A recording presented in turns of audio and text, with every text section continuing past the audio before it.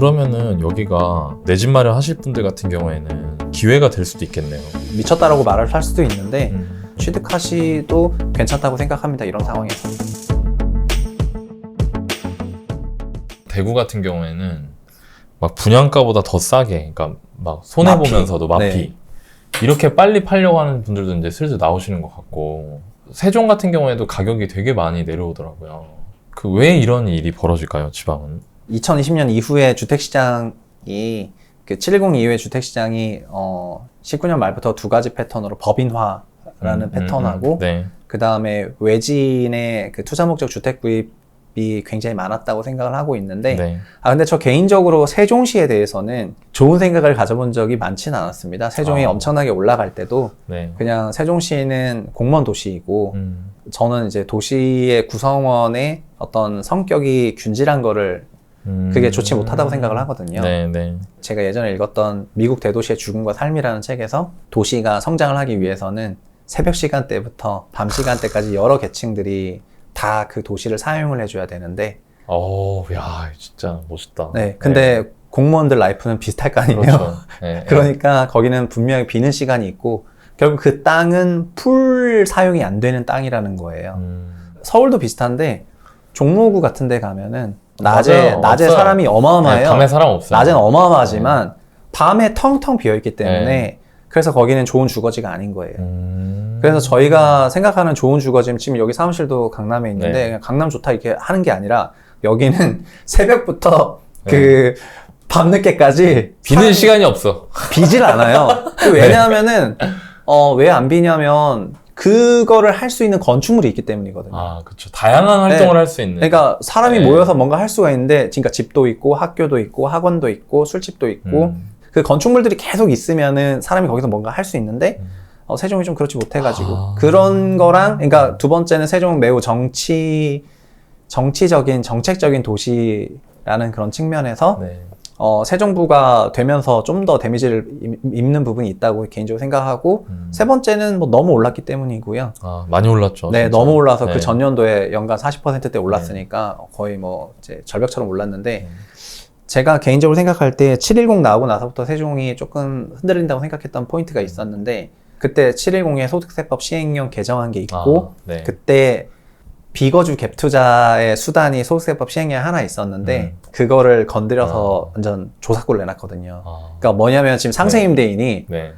뭐 상생임대인은 면적이랑 가격이 상관없잖아요. 아, 그렇죠. 1세대 1주택인데 내가 한 주택 갖고 있는데 세종시 공무원이 서울에 있는 집을 전세 끼고 갭 투자를 해놨었는데 그냥 한 번 더 전세 계약 연장해서 상생임대인 되면은 저는 거주하지 않았지만 비과세 혜택을 받을 수가 있는 거잖아요. 근데 상생임 제도가 있기 전에 소득세법 시행령 167조인가가 있어가지고 1주택을 임차를 주는 사람인 경우에는 그거를 4년 단기 임차를 주면은 그게 면적이 얼마든 공시가액이 얼마든 그게 얼마든 중과 배제 혜택을 줬거든요.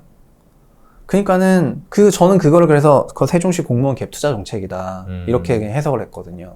그분들이 세종에 있으면서 다른 지역에 집을 세종에 있으면서 서울을 갭 투자하고 4년 단기를 걸어놓으면 그러니까 다른 사람은 8년짜리 중공공 주택임대 사업자를 걸면서 그걸 해야만 그리고 그렇죠. 85제곱 이하고 맞아요. 등록시정 공시6억 이하인데 저거는 면적이랑 가액 기준도 없는데 심지어 한 주택인데 4년 단기인데 중과 배제 비과세도 줬는지 모르겠는데 그것까지 줄 정도로 어마어마한 혜택이 있어가지고 이게 진짜 이거는 꿀 혜택인데 꿀 혜택을 넘어가지고 세종시 공무원용이다 이렇게 얘기를 했었는데 그게 710 부동산 정책 때 그 정책이 초토화가 됐어요.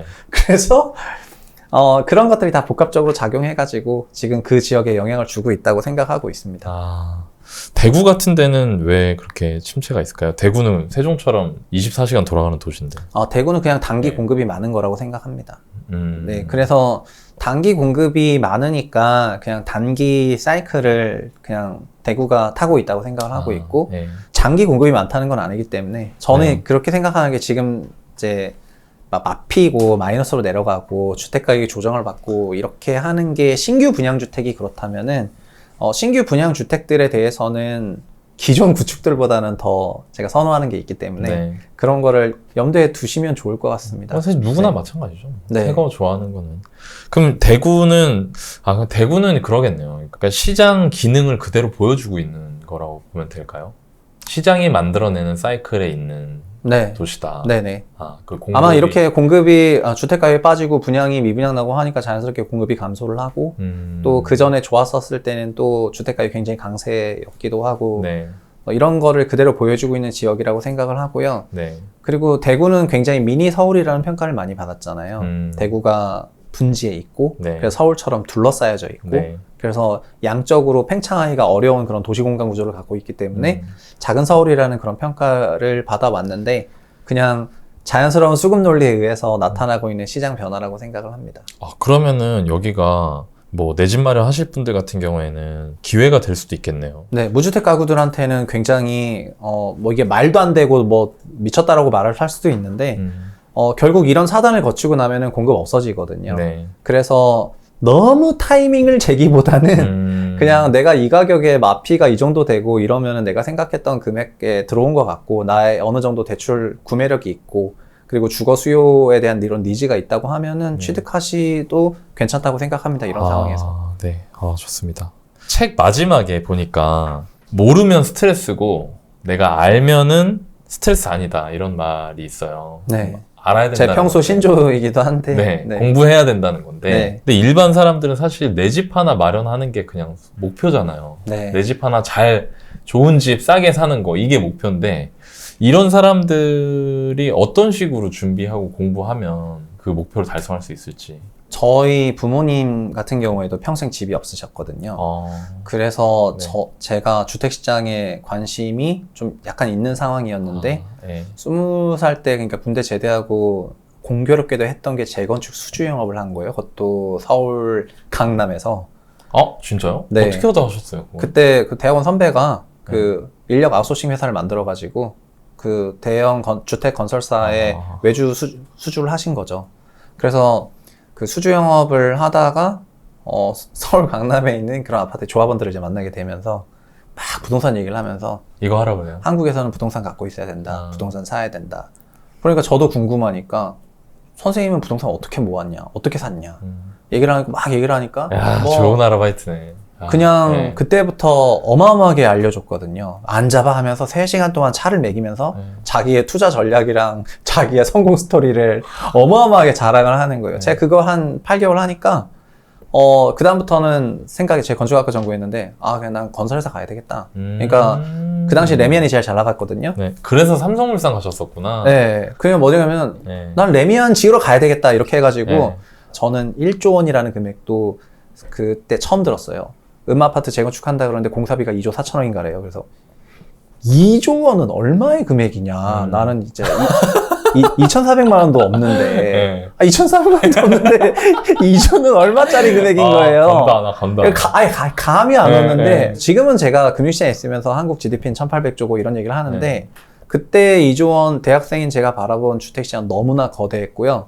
근데 지금 결과적으로 바라보니까 주택시장이 제일 거대하긴 하더라고요.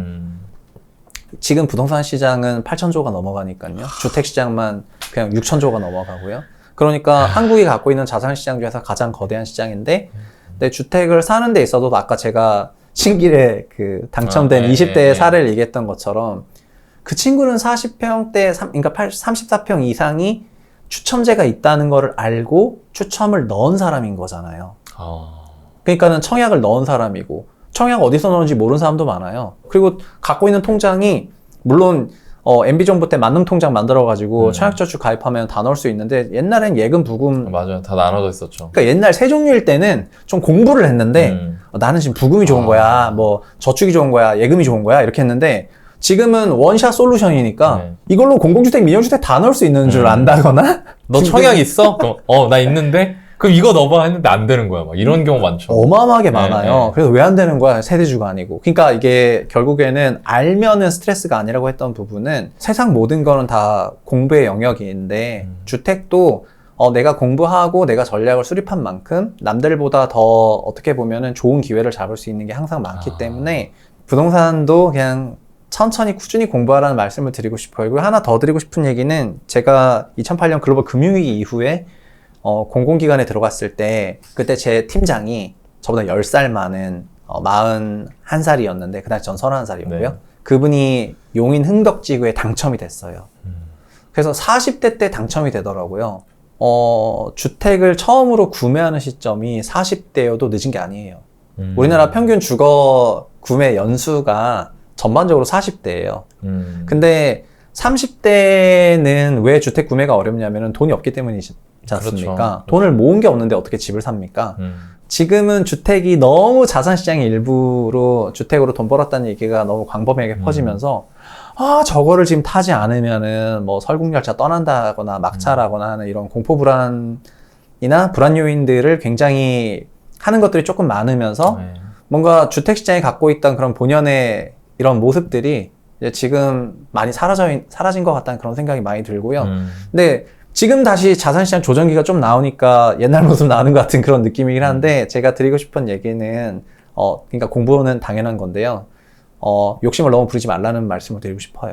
그리고 일단 주택은 주거 서비스가 기본이고, 그리고 투자는 주택으로도 자산 가격 상승을 자연스럽게 경험을 하면서 자산을 읽어 나갈 수가 있는데, 근데 그렇다고 해서 그게 뭐 내 인생의 모든 어마어마한 솔루션은 될 수 없다고 좀 생각해 주셨으면 좋겠고, 그리고 하나만 더 말씀드리면은 열심히 소득을 늘리셔야지 돼요. 왜냐하면은 집을 살 때도 결국 돈이 필요하고 그 돈은 세 가지 소스밖에 없는데 내 월급, 대출, 자산처분 소득이라는 세 가지 소스밖에 없거든요. 근데 많은 사람들이 투자를 통해서 돈을 버는 데는 어마어마한 관심을 들이는데 일 잘해서 소득 높아지는 거에 대해서 좀 저평가하고 있는 것 같은데요. 제가 아까 말씀드렸는데 연소득 8천만 원 이하 가구의 크리티컬한 포인트는 DSR이거든요. 근데 그 가구가 소득이 1억 4천이 된다면 DSR은 아무런 규제가 아니에요. 그 얘기는 뭐냐면은 소득도 높은데 대출도 높아지고, 그럼 소득과 대출이라는 양쪽의 구매력이 어마어마하게 레버리지로 늘어나요. 내 소득이 1,000만 원 늘어나면 1,000만 원 늘어나는 게 아니라 그 1,000만 원의 DSR을 환산하는 대출 캡이 늘어나기 때문에 자기 소득이 늘어나는 거에 대한 그런 어마어마한 강점이 있어요. 기본적으로 제 주변에 부자 된 사람 중에서 소득 낮았던 사람 없었고요. 그리고 저 역시도 낮았던 때도 있고 말도 안 되게 높았던 때도 있었는데 낮았던 때를 3년을 경험하고 나서 뭘 느꼈냐면은 낮은 연봉일 땐 돈이 모일 수가 없어요. 이거는 그냥 너무나 진실이자 팩트예요. 낮은 연봉인데 마른 수건을 쥐어짜라? 그거는 자기 자신에 대한 학대라고 저는 생각을 하거든요. 그러니까 연봉이 굉장히 낮은 필드에 있다면 그거를 높일 수 있는 필드가 어딘지, 내가 뭘 잘하는지를 자기개발을 꾸준히 하면서 필드를 옮기고, 그리고 소득이 들어올 만한 다른 파이프라인, 예를 들면 너나이님 같은 경우에도 약간 멀쩡하게 회사 다니시다가 그렇죠. 멀쩡하게 회사 다니고 소득도 있으셨지만 다른 재능과 기회를 이렇게 잘 발굴을 하면서 그런 파이프라인을 개발한 케이스가 되는 거잖아요. 그것도 저도 비슷했는데 회사만 다니다가 월급 받았는데 어느 날 기고를 했더니 15만 원 막 이런 식으로 줘가지고 기고를 하니까 초과 소득이 발생을 하는데 책을 내라고 해서 책을 냈는데 좀 10,000권 팔리니까 1,500만 원 더 들어와서 책이 팔리니까 또 1,500 정도 더 들어오네. 소득이 높은 레벨에서 은행을 갔더니 이제 대출 캐파도 이만큼이고요. 늘어나고 구매력이 증가하고. 제가 연소득 3,300일 때는 신용대출 3,000 받기도 어려웠는데 제가 연소득 막 1억 8천, 2억 5천 이렇게 찍고 되니까 연봉이 그 정도 레벨 되니까 대출이 무제한을 열려버리더라고요. 그래서 이게 내 소득이 늘어나는 게 대출의 LTV 캐파를 어마어마하게 늘리는 거라고 생각을 하셔가지고 소득에 좀 집중하시면 좋겠고, 너무 단기간에 성과를 보려고 하는 그런 욕심보다는 긴 생애 주기에 걸쳐서 그냥 어느 순간에 타이밍이 올 거예요. 내가 이거를 해야 되겠다. 그 타이밍에 자기가 준비가 돼 있으면 되는데 그 준비는 저는 단언컨대 소득이라고 생각을 하고 소득이 마련돼 있는 상태에서는 그런 기회는 계속 오기 때문에 뭐 부동산 지금 사이클 놓쳐도 다음 사이클 잡으면 되는 거고 그리고 지금 설령 무너져 있다 하더라도 그거를 극복시켜 줄 건 내 소득밖에 없지 않습니까? 그러니까는 소득이 많다면 상당히 능동적인 자산 배분 전략이랑 투자 전략을 짤 수 있어가지고 굉장히 꼰대 같은데 일 열심히 하라고 말씀드리고 싶습니다. 저 굉장히 공감 많이 돼요. 금융위기 터지기 직전에 그전에는 막 온갖 부동산 주식책들 엄청 많이 나왔었거든요, 서점에. 그때 어마어마하게 나왔어요. 네, 그때는 장난 아니었어요, 그때도. 근데 2009년도에 제가 입사 3년차 돼가지고 갔더니 다 직장에 살아남는 법. 자기개발책이요? 그러니까 이거는 부침이 없으니까. 내 능력과 내 자기개발은 부침이 없어서 저도 굉장히 공감이 많이 됐던 것 같습니다. 네, 저는 2005년에 입사를 하면서 그 주택시장이랑 주식시장 상승장을 경험을 했거든요. 그쵸. 한참 올라갈 때죠, 그때. 근데 진짜 와 자고 일어나면은 막 그 당시 판교 분양하고 막 이럴 때여가지고 2003년 시세랑 2006년 시세는 다 3배 차이 나는 거예요. 3억 아파트를 수주 영업을 했는데 9억이 네, 9억대 있고 12억대 있고 이러더라고요. 그래서 진짜 그때 아니, 장난 어떻게 아니었어. 그 당시에 저는 부동산 공부가 안 돼 있는 상태였어가지고 그냥 부동산을 살려면은 그 돈 다 있어야 되는 거 아닌지 3억 다 있어야지 그 3억짜리 집을 사고 있는 거 아닌가. 대출 1억 5천 대출을 어떻게 받아요 대출을. 그 대출은 저희 집은 대출 때문에 망해서 네. 전 절대 대출 받을 수 없어요. 막 이런 그런 마인드셋이 있어가지고 그런 좋은 기회를 놓쳤던 거가 있었기 때문에 부동산에 대한 공부는 계속하라는 말씀을 드리고 싶고요. 모르면 스트레스는 여기서 나오고 알면 대응이 되니까요. 네. 근데 금융위기가 오고 나니까 완전 소위 말해서 어마어마한 붕괴가 있었는데요. 어마어마한 붕괴가 있었는데 특히 부동산 시장이 어마어마하게 붕괴를 그렇죠. 했습니다. 특히 경기 외곽에 고가 분양했던데 용인이던데. 특히 그때도 대형평으로 피날레가 있었거든요. 거의 대형평 완전 반토막 났습니다. 완전 반토막 났고 그래서 그거를 분양받으신 분들이 제가 공공기관 갔더니 계셨어요.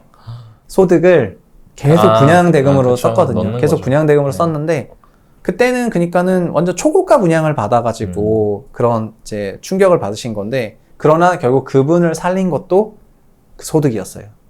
결국 계속 꾸준히 불입을 할 수 있었고, 네, 지금 들어가 살고 계세요. 들어가 살고 계시고, 그러니까 소득과 대출이 주는 그 레버리지 효과를 극대화하기 위해서는 연봉을 높이자. 그리고 다른 소스를 계속 개발하자. 하다못해 유튜브라도 업로드해가지고 구글한테 뭐 일부라도 받든 뭘 하든 각종 방식을 써가지고 소득을 높이라고 말씀드리고 싶습니다. 네, 좋습니다.